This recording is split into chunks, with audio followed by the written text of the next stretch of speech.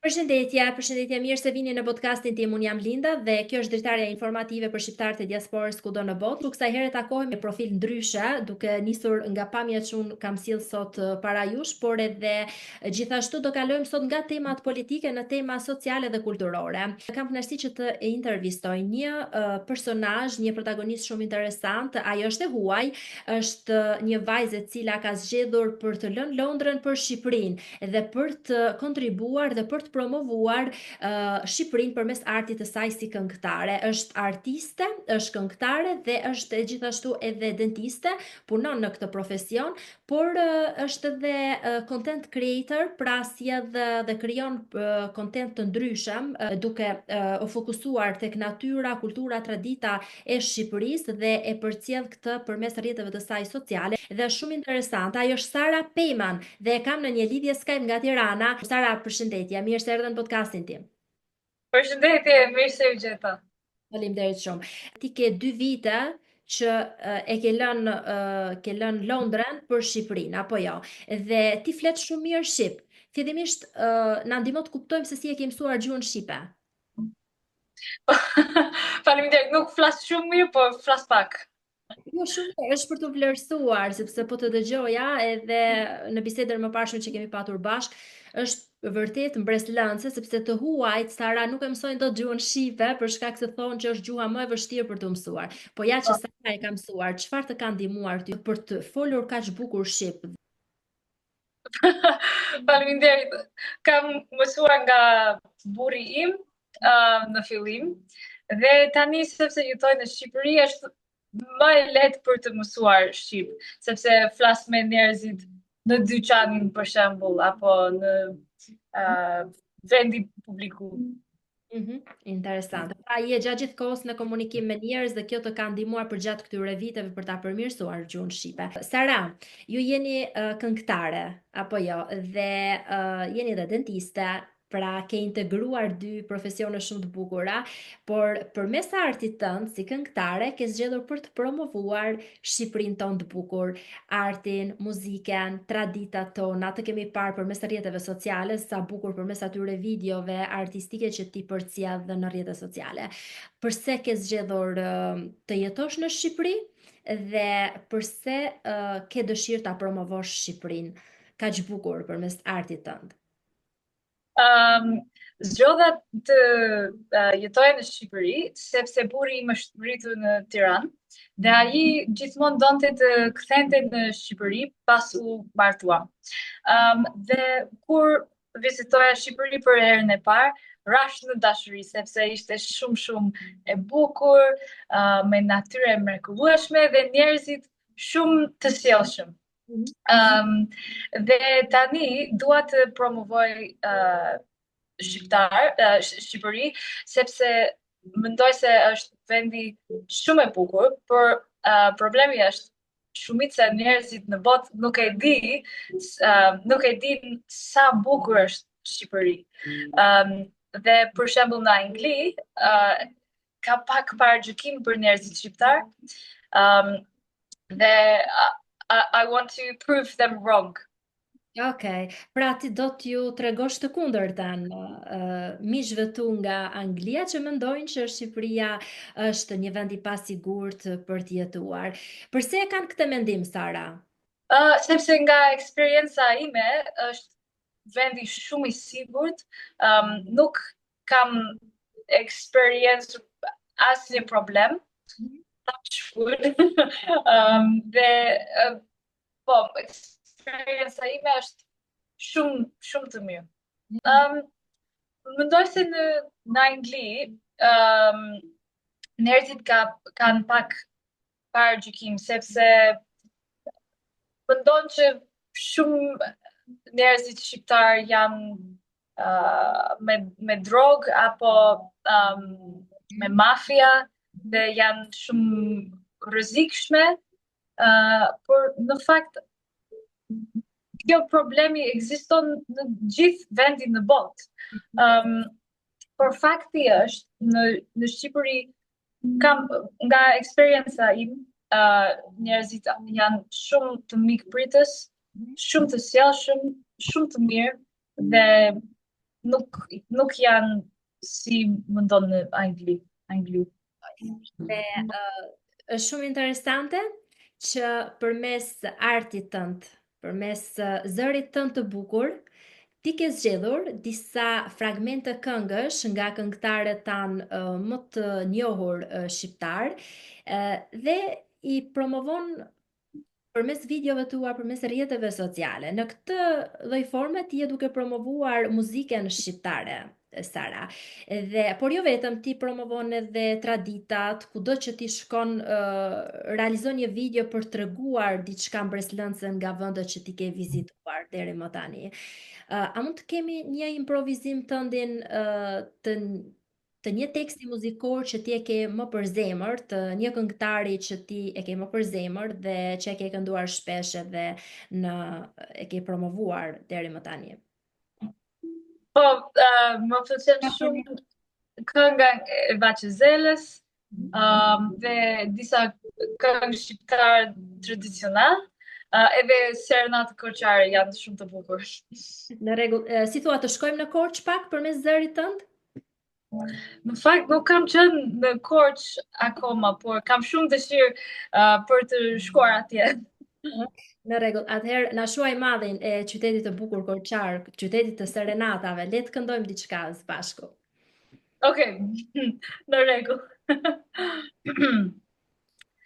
Të them je lule, ti je më e bukur. Të them je gonxhe, ta humbas freskina, se ti zemrën time, thash që ma ke marrë, mos për kokën tënde, mos mbaj mëri,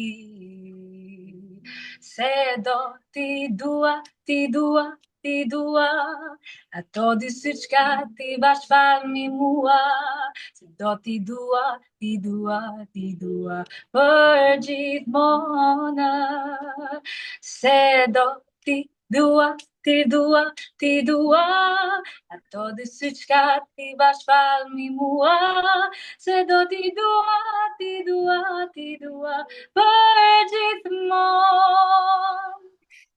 Faleminderit Sara, faleminderit shumë. Më sot dhe një lloj ndjesie të jashtëzakonshme nga Shqipëria e bukur dhe sidomos nga qyteti i bukur i Korçës, të cilin ti duhet ta vizitosh me patjetër. Po, duhet të bëj plan. Patjetër. Sara, unë të flas nga Londra sot. Ti ke lindur dhe rritur në Londër dhe ke mbaruar studimet në Londër, apo jo? Këtu ke dhe Po. familje. Të ka marrë madhi për Londrën sot. Në fakt, jo për vendi, por kam pak, më kam pak malli për prindërit, familjen time dhe shoqe e mia. Por ti ke zgjedhur për të jetuar përgjithmonë në Shqipëri? Po, është plan për tani. Më the pak më parë që ke vendosur për të krijuar familjen tënde në Shqipëri. Më fal? Ke vendosur për të krijuar familjen tënde në Shqipëri. Po, kam shumë dëshirë për të.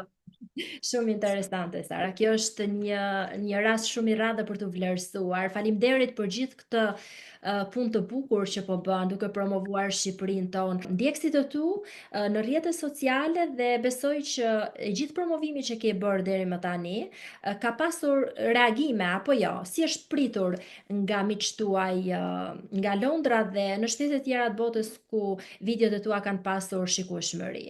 Më fal, po, është pak mix.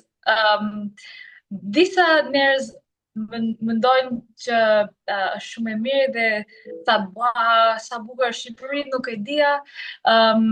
Por disa njerëz thonë, pse ajo promovon shumë kjo vendi, nuk është nga kjo vend, çfarë është lidhje me të, dhe shpërgoj që burri im është nga Shqipëria dhe jetojmë bashkë këtu, dhe kjo është arsye pse promovoj shumë.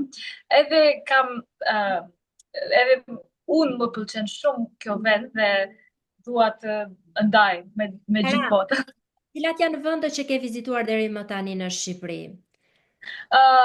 Shumë vendi në jug kam qenë te Vlorë, Himar, Dhërmi, Sarand, dhe në veri kam qenë te Shkodra, Lëpush, Theth,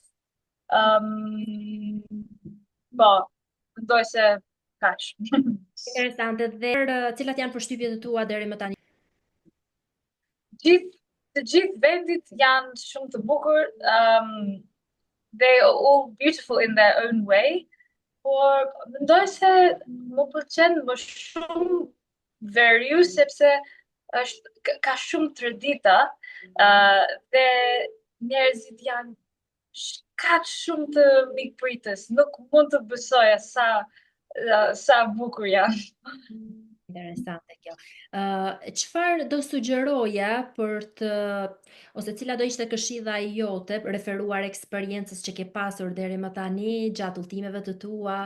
Çfarë do këshilloje për të përmirësuar, për të pasur një Shqipëri akoma edhe më të bukur? Cilat janë kritikat e tua deri më tani që do doje që ka hapësirë për të përmirësuar? Po, mendoj se transporti është pak problem. Për shembull në Tiranë ka autobusi, por nuk ka tren, metro, është pak e vështirë për të udhëtojmë. Edhe nga Tiranë te vendi tjetër, qyteti tjetër është pak e vështirë. Mendoj se nëse ishte një tren, do ishte shumë më mirë, po, transport. Në rregull. Sara, cili është ushqimi jot i preferuar në Shqipëri? Po, ushqim është shumë e mirë në gjithë Shqipëri, por në veri më pëlqen shumë fli, nga isha ku isha në Peshkopi në Peshkopi dhe kam provuar fli dhe ishte shumë e mirë. Edhe tash kebab më pëlqen shumë. Interesante. Flia është tipike tradicionale e veriut të Shqipërisë në fakt. Po. Sara, a ke qenë ndonjëherë në Nikaj Mërtur? Nikaj Mërtur është një vend i bukur turistik i cili ndodhet në mes të Alpeve shqiptare në veriun e Shqipërisë. Have you been there or not? Si quhet? Nikaj Mërtur. Jo, mendoj se nuk kam qenë.